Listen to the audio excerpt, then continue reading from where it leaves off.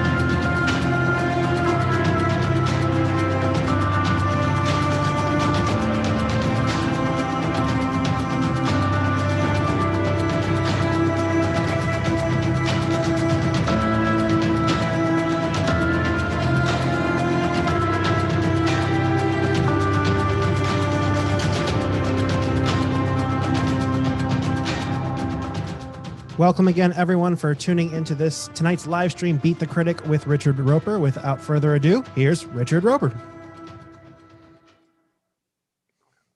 Well, good evening, everybody. Happy Friday. I've got my cheersing cup from the Oscars here. So here's cheers to everyone who has joined us this evening. Really appreciate that. We're going to talk a little bit about the trial of Chicago 7. I know a lot of you have had the chance to see it in the last week. Maybe some of you are going to watch it before the Academy Awards on Sunday. And we'll talk a little bit about the making of the movie, some of the criticisms that have come in about the movie, and also a lot of praise. I'm among the big fans of the movie. And we'll talk a little bit about the Academy Awards on Sunday and what you can expect if you're going to tune in for that. And then we got a bunch of great questions from the audience. So let's just start off by talking about the making of the movie, The Trial of the Chicago 7. Aaron Sorkin, who is the writer-director of this film, I had a chance to talk to him actually last year before the movie came out. And he talked a lot about how this is like most movies. They take sometimes 5, 10, 15 years to make. And he was first attached to this project in 2006. Steven Spielberg called him, had him over to the house, and said that he wanted to direct a movie about the trial of the Chicago 7, and he wanted Aaron to write the movie. Aaron came up as a writer. For those of you who don't know his work, his first big work was a stage play called A Few Good Men, which then became a great film by Rob Reiner, and some of the most quotable lines, of course, of all time from Jack Nicholson in that movie about not being able to handle the truth, something like that. But for various reasons of casting and schedules and production and studio changes, the movie was put on hold until just a couple of years ago. By that time, Aaron Sorkin had moved into directing with a movie called Molly's Game. So Spielberg contacted him again and said, listen, I'd like you to write this, but also direct this. And that's how this movie finally was made. And you'll notice that in the film, there's such a great cast and such a diverse cast and so much talent on display there. There was one cast member who was actually attached to the film in 2006, and that was Sasha Baron Cohen, who had already made a pretty good name for himself in 2006, but had become a much bigger star by 2018, 2019, when they were talking about making this movie. But he contacted Aaron Sorkin and said, no. I still want to play the role of Abby Hoffman. I was born to play this role. And Sasha, like a lot of the other big actors in this film, people like Michael Keaton and Frank Langella, who plays the judge, and Jeremy Strong, who plays Jerry Rubin, Joseph Gordon-Levitt, they all took reduced salaries because they really believed in this project. The other thing I found fascinating, and those of you who read me regularly know that this drives me nuts as a Chicagoan, lifelong Chicagoan, when movies are set in Chicago but not filmed here. And it comes down to budgets. But Sorkin did tell me that the city of Chicago told him, you can shoot the Grant Park scenes in the trial of the Chicago 7 in Grant Park. And you can see right there, there's an authenticity there. And of course, the police uniforms and everything, all the detail of wardrobe is there. And also the Michigan Avenue scenes were shot on Michigan Avenue. Imagine if somebody who was a senior citizen who lived in an apartment on Michigan Avenue, who might have witnessed some of these real life events, 50 years ago, seeing them recreated for the movie. Now, there were some other scenes that were filmed elsewhere. The actual trial of the Chicago Seven took place in the Dirksen Federal Building. Well, that, of course, is still a working building, so they weren't able to film there. So they actually filmed on a college campus in a hall in New Jersey and then created the courtroom, which pretty much looks like what the real courtroom looks like. I mean, they take poetic license, of course, with all films, but to me, the authenticity of the film really came through in those scenes in Grant Park depicting the riots that were associated with the 1968 Democratic National Convention. You might remember, or you've heard the phrase, the whole world is watching. The whole world is watching. That was born in Chicago at the 68 convention. And then Graham Nash of Crosby, Stills, and Nash did a famous song called Chicago, which opens with the line, "So your brother's bound and gagged, and they've chained him to a chair." And that is a direct reference to the trial of the Chicago Seven and Bobby Seale actually being bound and gagged in the courtroom. There are a couple other Oscar contenders with big Chicago connections, and unfortunately, were not filmed in Chicago. Ma Rainey's Black Bottom is nominated. Of course, Chadwick Boseman, the late Chadwick Boseman, his performance, Viola Davis's performance, and I do believe that Chadwick Boseman will win posthumously the best actor on Sunday night. That was actually filmed in Pittsburgh. Now, that one didn't bother me too much because so much of it is interior. You can see that this is a movie based on a play. And there are a couple of scenes. There's a scene where Chadwick Boseman's character arrives in Chicago, and they did a nice job of making it look like Chicago. It's not that hard for close-up shots of a city to do a city block almost anywhere, either on a soundstage or in a different city. Judas and the Black Messiah was filmed entirely in Cleveland, and this is another film that takes place primarily in the Chicago of the late 60s, early 70s. And it's about Fred Hampton, the Black Panther, who was killed by police in a raid. And the Fred Hampton character actually appears kind of as a side character in the trial of Chicago 7, and then is front and center in Judas and the Black Messiah. Now, that is a film. Again, there's a lot of interiors, but some of the exteriors, if you're from Cleveland, you'll recognize Cleveland there. And if you're from Chicago, you'll say, I don't know that part of Chicago. It's all about, authenticity. And I get it. There's a lot of movie magic that takes place. I mean, Black Panther, the film, was filmed entirely in Georgia. And we could get into a whole discussion about what's going on in Georgia and why some films and productions don't want to be there anymore. But essentially, the state of Georgia, regardless of the current politics, did a great job about 10 years ago of getting a lot of TV shows and movies to come to their state to film. Even Ozark, which is set in the Ozarks, is the TV show on Netflix, is actually filmed entirely in Georgia. So there's movie magic that takes place. In that same vein, I want to talk about some of the criticisms I did hear about the trial of Chicago 7. Some of you have emailed me about it. I've heard from people who either were there at the time or have parents who were Chicago cops or politicians or protesters or grandparents who were involved, and historians talking about how this film, while based on a true event, does take more than a few liberties with the timeline of the trial itself. And listen, I completely respect that, but I'll tell you, there's no movie that's based on a historical event that has not taken certain liberties, because you've got to take events that sometimes play out over weeks, months, or even years and condense them into a 2-hour film.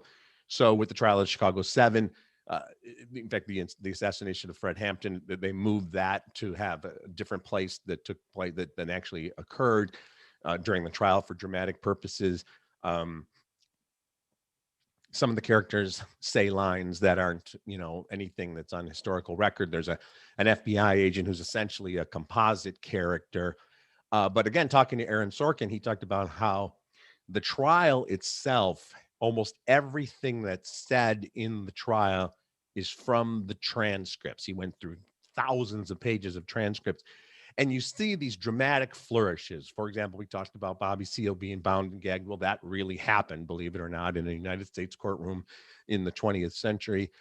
There's a scene where Abby Hoffman and Jerry Rubin enter the court, two of the defendants, and they're wearing judicial robes. And Judge Julius Hoffman orders them to take off the robes, and they've got police shirts on underneath, police uniforms on underneath.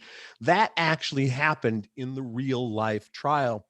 And Aaron Sorkin told me he actually didn't want to include that scene because he felt like it was too much of a circus-like, flourish.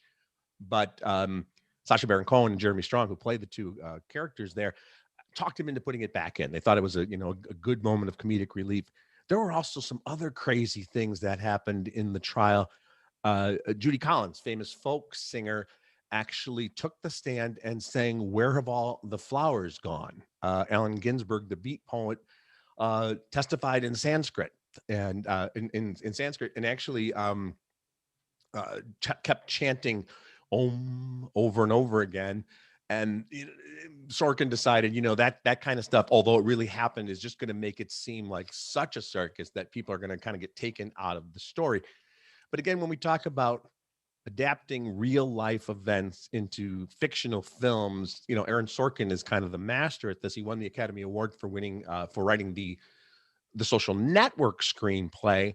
And those of you who remember the Social Network, one of the final scenes shows Mark Zuckerberg, played by Jesse Eisenberg, constantly refreshing his computer because he wants to see if his ex, who he had treated so horribly, would accept his friend request on Facebook, which he invented. And that never happened. That's a complete conceit that is just in the film to kind of show that this guy who, changed the world in great ways and not so great ways, and the origin story of Facebook, was motivated in a lot of ways by his own social anxieties and insecurities and awkwardness. Moneyball, which is a great film based on the nonfiction book of the same name. And Brad Pitt plays Billy Beane, the real life Oakland A's executive. And if you go back and look at Moneyball, now Billy Beane really did have a young daughter in the timeline that you show there. But all of the storyline in Moneyball with him and the daughter is really put in there by Aaron Sorkin to put some humanity into a story that's so much about analytics and changing the game of baseball. Billy Beane never even watches the games, and you get his backstory as well. And those were done so we stay involved with his character and see him trying to be a great dad, even though he's always thinking about the Oakland A's and ways to change the lineup. And then I mentioned the film Molly's Game, which is also based on a true story. And the Idris Elba character, the lawyer there, is essentially a fictional conceit. So you'll see that a lot in movies where there are composite characters, where there are change of timelines, things like that. And again, it's done in the interest, as anybody in movies will tell you, it's show business, and they've got to make money and they've got to entertain you. And a movie's never even going to get made unless certain changes are made. If you made a film that was completely historically accurate to events, first of all, it would just go on for 25 hours. So it has to be shortened in certain ways. Another interesting thing I found about the trial of the Chicago Seven is we've been talking about it's set in the late 60s. And so many movies that are set in that time period use certain songs from that era. You think of all the Vietnam movies and protest movies, and you often hear Fortunate Son, for example, by Creedence Clearwater Revival. It's a time setter, it's a mood setter. It puts you in that period piece. Or Spirit in the Sky by Norman Greenbaum, which has been in like hundreds of movies and commercials and TV shows.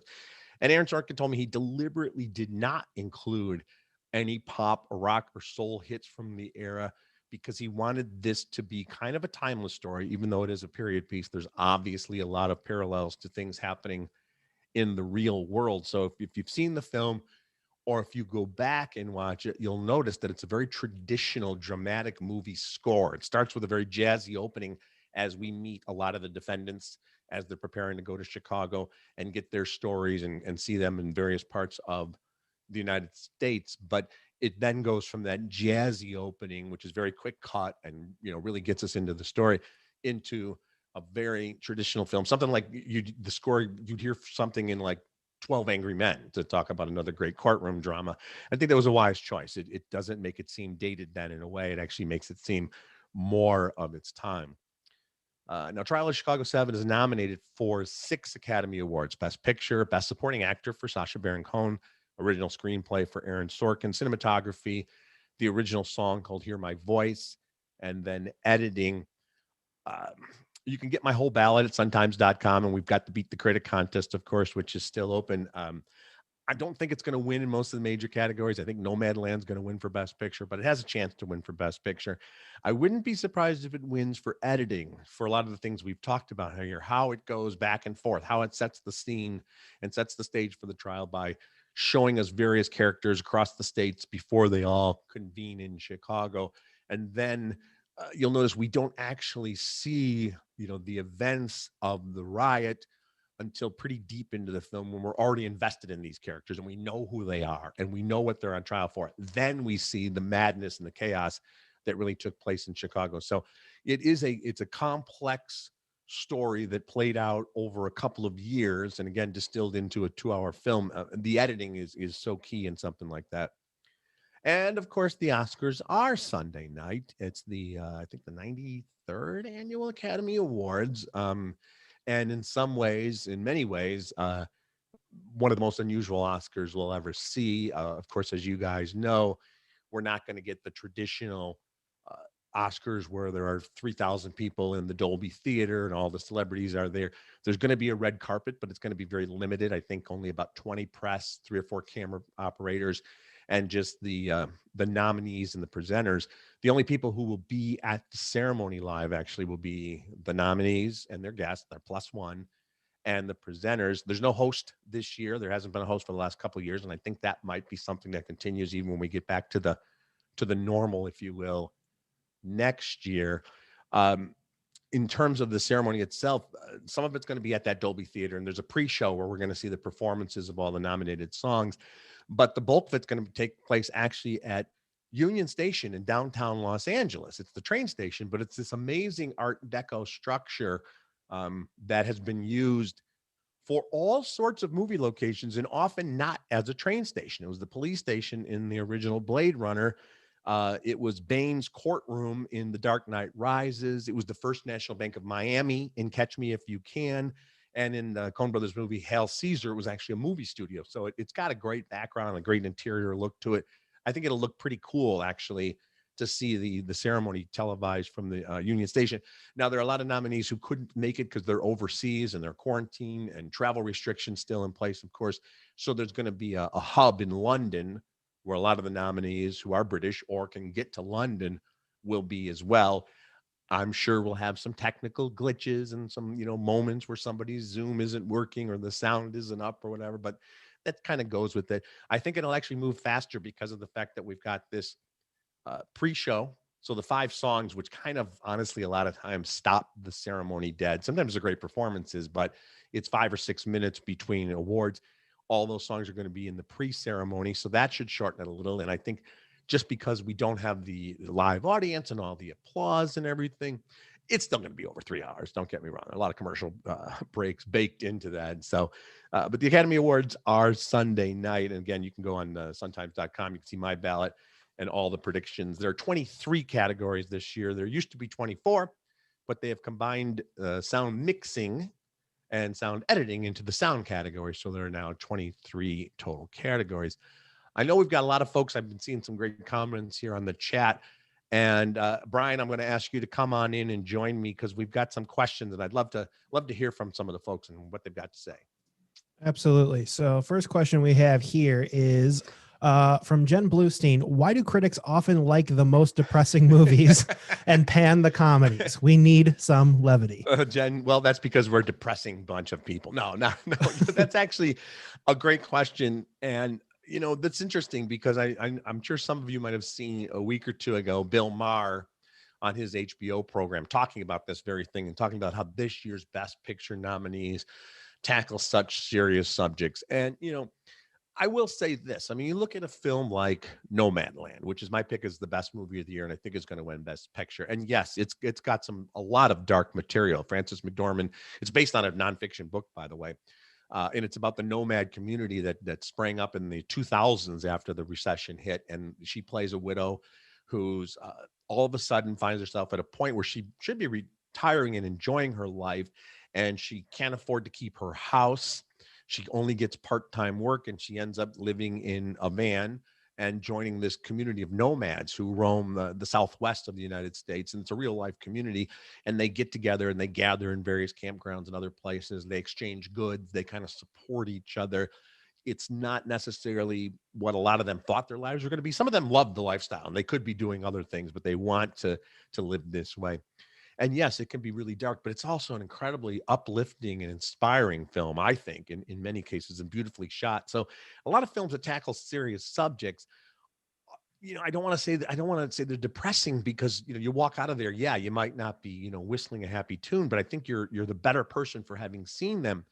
But to Jen's point, uh, and I made this point to Bill Maher, via Twitter, because he was saying, "Oh, Hollywood doesn't do funny anymore," and there were a ton of funny escapist films last year. I made just a short list: Palm Springs, which was hilarious; The Wrong Missy; Eurovision Song Contest with Will Ferrell and Rachel McAdams; The King of Staten Island; On the Rocks with Bill Murray and Rashida Jones, which I love that film; the Borat film, of course; Coming to America, the sequel.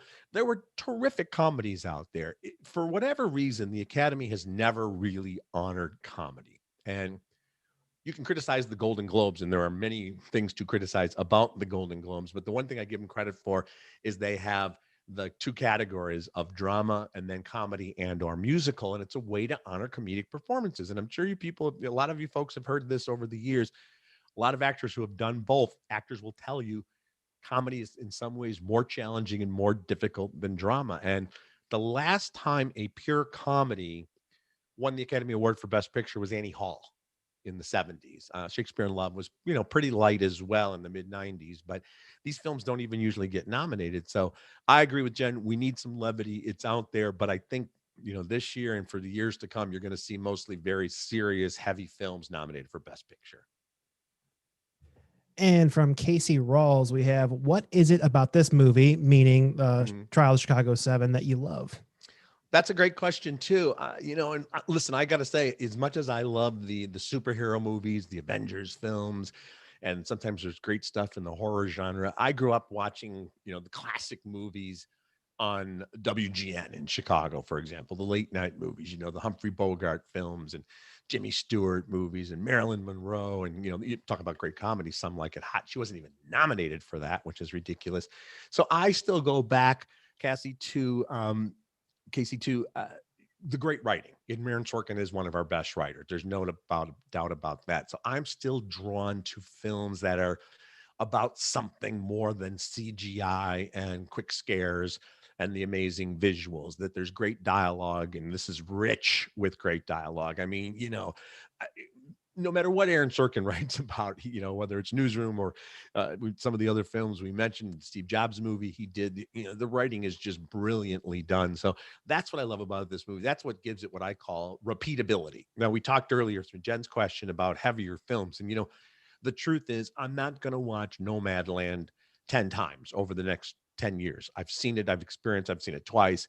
And it's a great film. But there are other movies, comedies, and then even films like Goodfellas or Godfather that have that repeatability that you just want to, if you're clicking around late at night and it comes on, even if you've seen it 7 times, you stop on it. And Trial of Chicago 7 has that repeatability for me. From Chris Reese, we have, what is your favorite movie, I'm assuming of all time, to discuss? Man, that's a great question. It really it kind of is the latest good movie, is really my favorite movie to discuss. This kind of goes right back to the idea of when people talk about what is your favorite movie, and I could get clever and try to sound like a film scholar and tell you that it's Ingrid Bergman, this film or that film, Cries and Whispers and Seventh Seal and all that. And what it really comes down to is my favorite movies are a lot of other people's favorite movies. It's the Godfather films and Shawshank Redemption, and we mentioned Goodfellas, and I'm a huge Tarantino fan. So I love talking about those classics, but one of the things I love about my job is sharing with you guys the new stuff that's coming out. And plug for the Sun Times, I'm writing probably more reviews now than I ever have in my career, because a couple of years ago I added streaming and cable and even broadcast television to my repertoire, because so many of us want to see those shows. Even before the pandemic, there was such a huge audience for binge watching shows, and a lot of times, yes, there are buzzworthy movies, but if you get together with your friends, whether it's on a Zoom chat or we're starting to get together in person again, a lot of times the conversation is what you've been binging lately. Oh my God, I watched Bridgerton all in one, gulp, and now I got to wait another year for it to come out. Or I'm checking out this new series on Hulu. So I still love talking about that and sharing that. And I'll just give you a quick example. There's a film that you can get right now this weekend on demand or in virtual cinemas if you're not ready to go back to the movies. It's called Together. And it stars Ed Helms, who people might remember, of course, from The Office. And he plays a middle-aged guy who's single, who decides he wants to have a baby. His biological clock or his emotional clock is ticking. So he hires a young woman played by Patty Harrison, who's an up-and-coming comic, to be the surrogate mom. And you're going, okay, we know where this is going to go. She's an attractive younger woman. He's the middle-aged guy. And old Hollywood, no doubt, would have had them in a romance. And not giving anything away to say this is more of a friend com than a rom com and much more realistic. And I love that about the film. So it's called Together, Together, and it's just smart and warm and endearing and really funny. And it goes back to the kind of films that I love, where it's just, it starts with that script. And from Leslie Wilson, they ask, do you ever tire of your job? I hope not, as I love reading your columns. Thank you, Leslie. I think we kind of talked about that just now, but to expand on that, the reason I don't tire of the job is because of what we're talking about. It's like my friends at the Sun-Times and elsewhere who are beat writers for the White Sox or the Bulls or the Bears or whatever the case is. And it's like, yeah, you're covering the same thing, except for it's always different. There's always a new roster. There's always a new quarterback controversy. There's always a new season. It's the same thing with movies and TVs. Yeah, I mean, sometimes it's almost overwhelming because, as we talked about, there's so much material out there, more than there ever was even 10 years ago. So I'll work with my editors at the Sun-Times, with Daryl and Miriam, who have been my editors forever.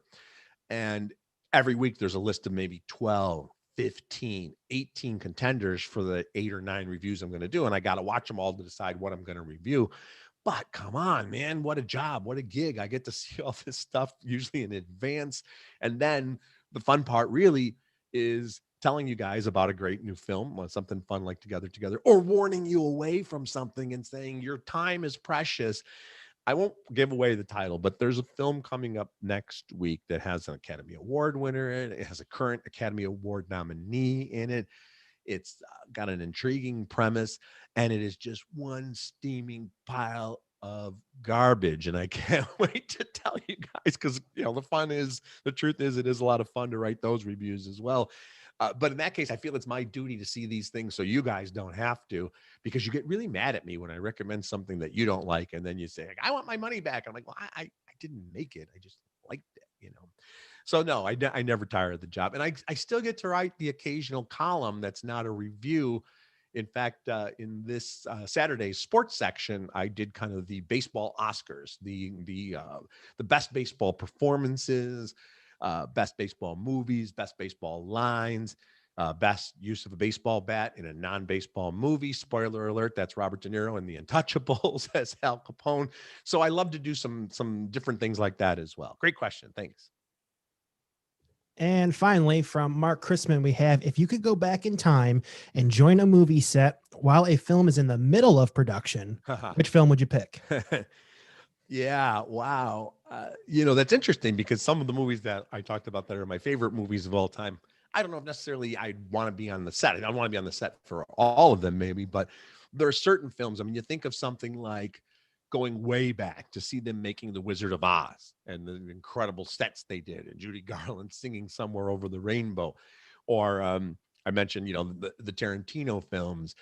Imagine being right there when they're making Pulp Fiction. What about Titanic? Because, of course, that was considered to be a disaster on the level of Titanic when they were making it. James Cameron built this ship that was like 2/3 of the size of the actual Titanic, and had this giant tank of water. Or Jaws, another one where when it was in production, they thought they had this disaster on their hands. It'd be so cool to be on the set. But to Mark's question, if I could only pick one movie, I would say Godfather 2. Godfather Part 2 would be the most incredible film to be on the set. The first one would be amazing too, but when you think about Godfather 2, the way it goes back. Now, there's scenes in Cuba that they shot in the Dominican Republic. We could not film on location in Cuba, spoiler alert, in the 1970s, for reasons that you see in the movie Godfather 2. But still, those incredible scenes. And then there are the scenes that take place in Lake Tahoe, which are incredible, and New York City. But don't forget, in Godfather 2, we also get to go to Sicily to see Don Corleone's origin story, with Robert De Niro playing the young Don Corleone. So we see, and even before that, we see a child actor, but you see that part of the Godfather's life, and then the incredible Senate hearings of Michael Corleone. So if I could pick just one movie to be on the set of during production, it would definitely be Godfather 2.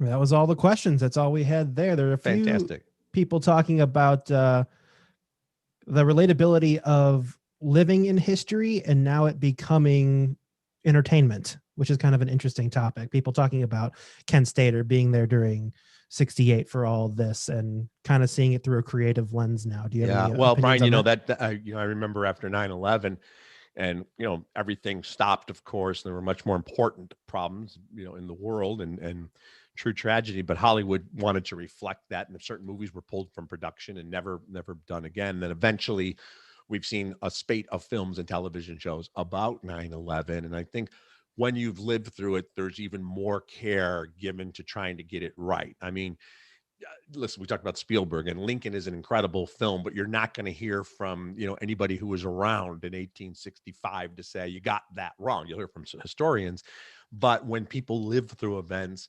and in most cases when they're making films or television shows, they've got people involved in the production from the very start who were either firefighters or policemen or journalists or in some way or another involved in the story. And I think for the most part, the vast majority of films, and we're going to see films, of course, we're already seeing films and TV shows like the Chicago set Dick Wolf shows where they're tackling the pandemic and they've got it happening in real time. But you're going to see vast majority of cases, they want to get it right. They want to do it with respect to the people and the real events. Matt Gilbert, an attendee in our webinar, has an interesting question. What is the future of film criticism? Yeah, I wish I could say that it's so bright we all got to wear shades. I mean, there are so many great young film critics out there. I'll quote the late great Gene Siskel, and he said this 30 years ago, and it's as true then as it is today. He said, "You need two things to be a film critic. One, you need an opinion. Two, someone to pay you for it." That's the tricky part. And that's, of course, the tricky part of anything that people love to do, whether it's a podcast. So there are a lot of great film critics. And I know even in the screening rooms when we used to go all the time in the Chicago area, who aren't doing it full time, who have other jobs and sometimes are freelancers. Uh, but again, we talk about all the material that's out there. So I would, my advice to somebody, especially who's just starting out, is to find a niche, writes exclusively about what's coming out on Netflix, which is enough to fill a weekly, roster of things to write about, and maybe become known as the go-to person who reports and writes on Netflix or Hulu or Disney Plus or whatever the case may be. There's still a lot of great film criticism out there. You go on Rotten Tomatoes and you see that. I think one of the cool things over the years, and Rotten Tomatoes, for people who don't know, all they do is really just aggregate all the critics' reviews, and then you see that fresh or rotten rating.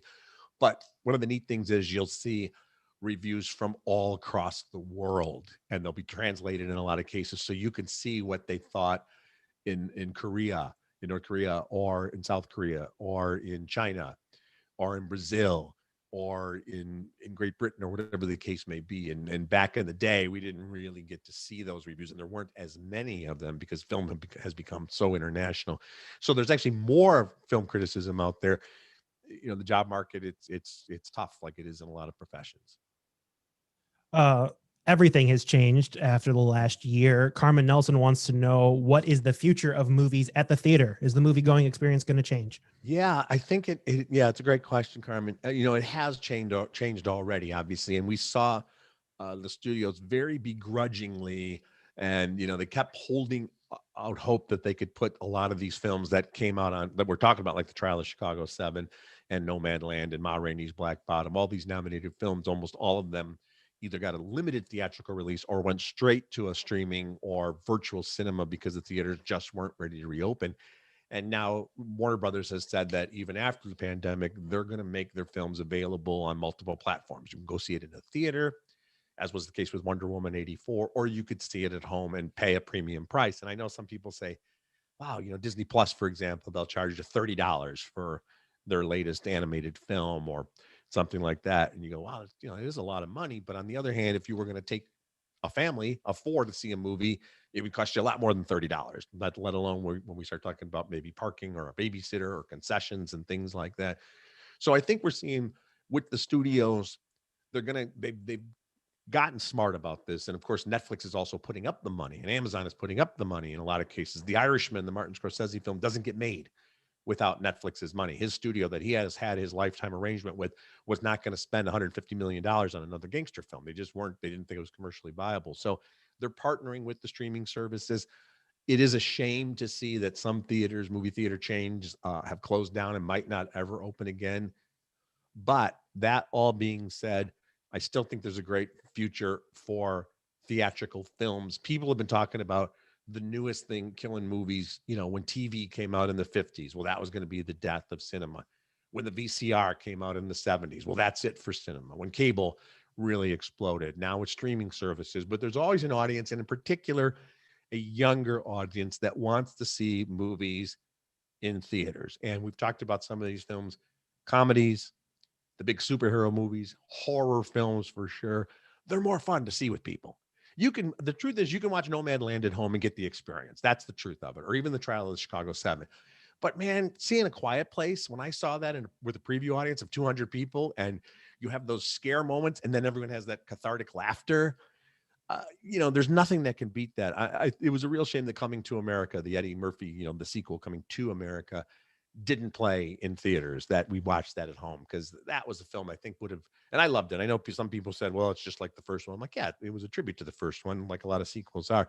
But I think that would have been so much fun to watch in a theater with an audience. And I always tell parents of a certain age this too. If you've got kids who are adolescents or teenagers, your kids not only want to go to the movies, they want to get away from you.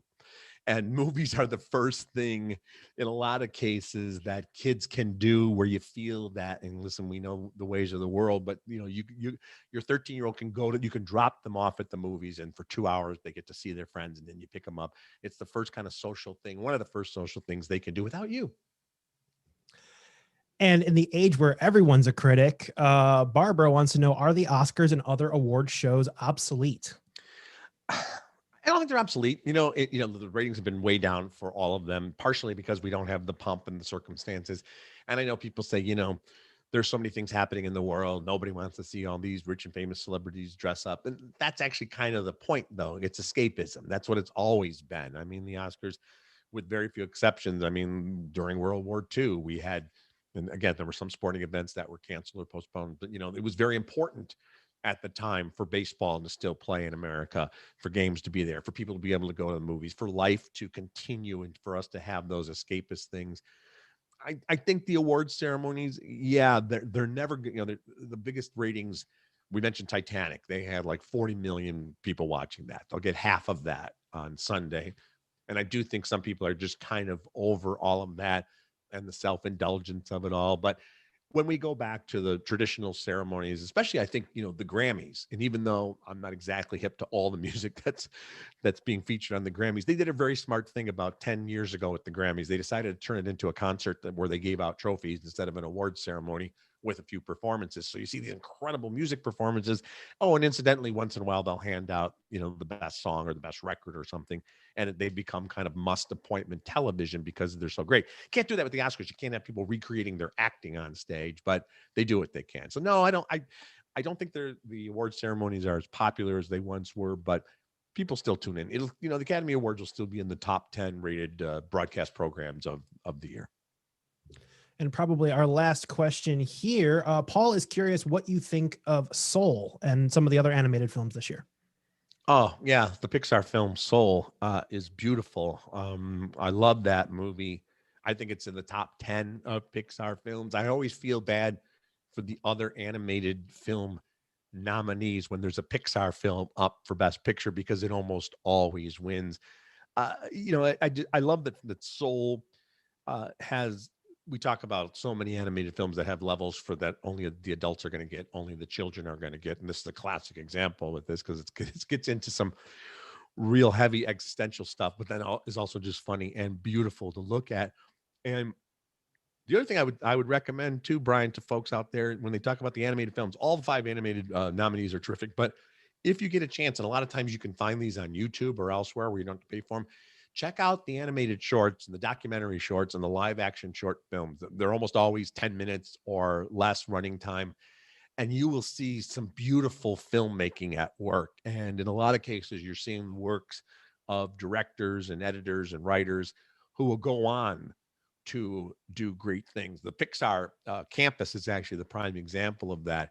They often have those little short films that play before Pixar movies, and the directors of those short films have come through the program, have been animators and assistant directors on other Pixar films, and then usually graduate to getting a feature film of their own. They really develop their homegrown talent there, and it's like a family. So you'll see that going on throughout. And animation, compared to what it was even, gosh, Toy Story was the first Pixar film, believe it or not, in 1995. So that would kind of revolutionized everything. But if you go back just a few years before that, that's when we were getting like The Lion King. That was the rebirth of animated film. And now it's at a place where it's just never been before. Beautiful stuff. Paul actually has an interesting follow-up that is actually good for us to go out on. What is your impression of the indie film environment in Chicago? And do you think we can compete with the rest of the country? Well, it's thriving. And I mean, I know I try to feature, there was a film last year called St. Francis, which was a smaller Chicago film, which I loved. And, filmed and shot entirely around Chicago, featuring mostly Chicago actors. I have friends and relatives who work on some of the big productions, but also some indie films. The great thing is I don't think we have to compete. I think we're all in this together. And again, we talk about independent filmmaking, and the Independent Spirit Awards, by the way, were just held. And some of those films seem like they're bigger budgets because they are, but you can make movies. It's not cheap, but you can certainly make them for a lot less than you could have a generation ago. I mean, people are shooting film on iPhones and editing on their home systems and getting their friends to help out with them. So I think it's actually a thriving scene here in Chicago and elsewhere. I know the toughest part is even making the movie is really, really, really hard, and then getting it seen. So I talked a little bit earlier about trying to see as many films and TV shows as I can, and of course, I'm always going to be looking at the major big budget movies and the Netflix series and the HBO shows. But anytime there's a small film out there, if it's actually getting out there and people can see it, whether it's online or in the music box or anything like that, I always am willing to take a look at those films and help them out in any small way I can. Well, that about wraps it up for here tonight. Is there anything else you had to add? That sounds good to me. All righty then. Thanks to everyone who tuned in tonight and for watching the film. Don't forget, before you leave, to make sure you check out our digital offers. Let me pull that up for you all right here. You can get unlimited access to both the e-paper and every story on the suntimes.com for only $2.49 a month. As at suntimes.com/subscribe. Thanks again for everyone who tuned in, and we will see you next time.